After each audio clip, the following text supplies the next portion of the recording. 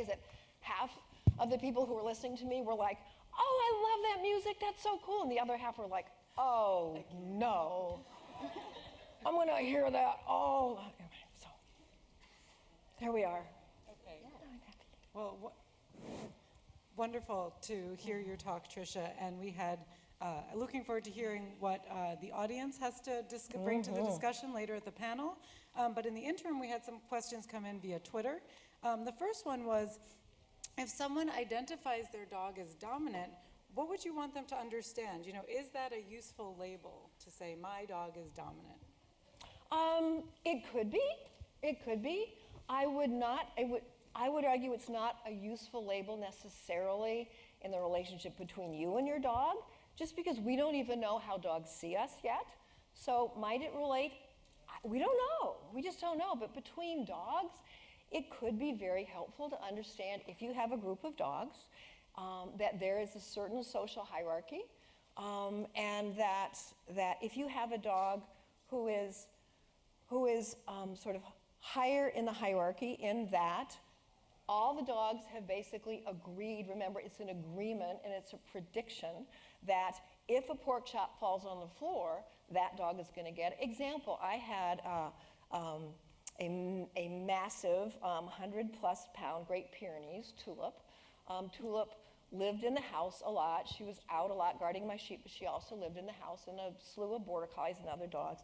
And there was no question that Tulip was the dominant member of that group, in that if you did drop a pork chop, and I always use that example because I did drop a pork chop, and all the dogs were in the kitchen, and there was not a scramble. There was no scramble competition.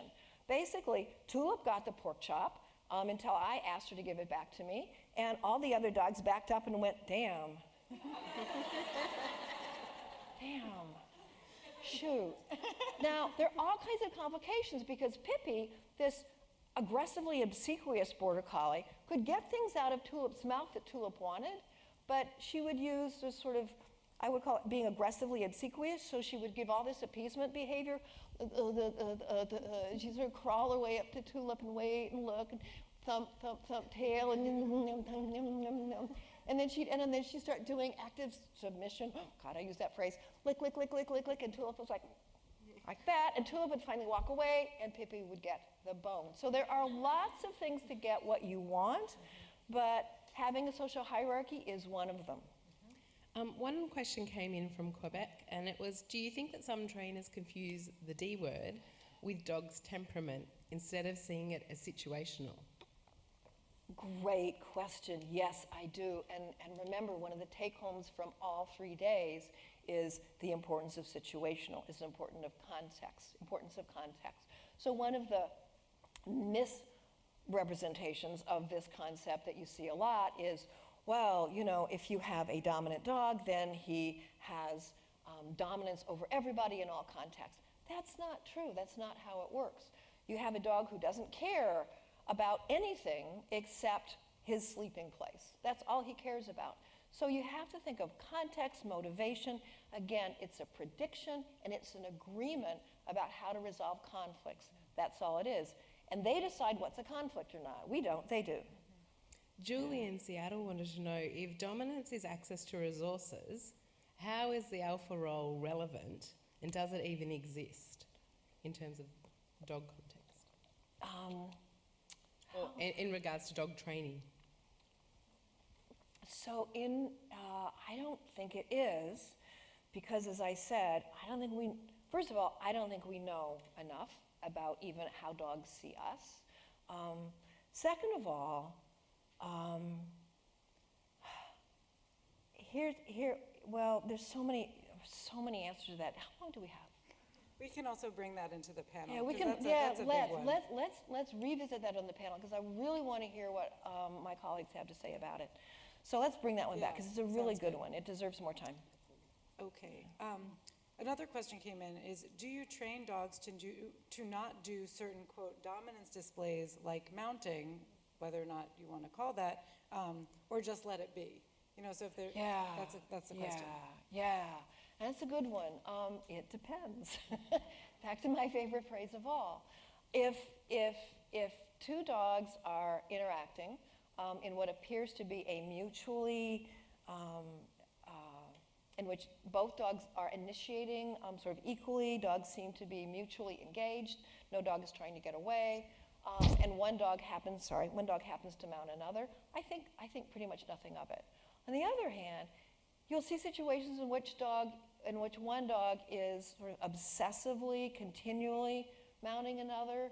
I think dogs can bully other dogs. And so really, is it just something that just sort of happens once? Or do you see this consistent, almost obsessive, relentless behavior in which the recipient of the behavior is trying to get away, is not reciprocating in some way? Then I would intervene, absolutely, yeah. And just one more question with the access to resources. We've seen a lot of great research coming out that dogs can, for example, learn not to guard food, right? Mm-hmm. So if dogs are learning that they can change their relationship to access to resources, is the label dominance useful if they can learn, hey, you coming over and taking my food away rocks? And that's a perfect question, actually, and it's a partial answer to the previous question, which we can talk more about, is remember, it's about resolving conflicts. There are lots of ways to resolve a conflict.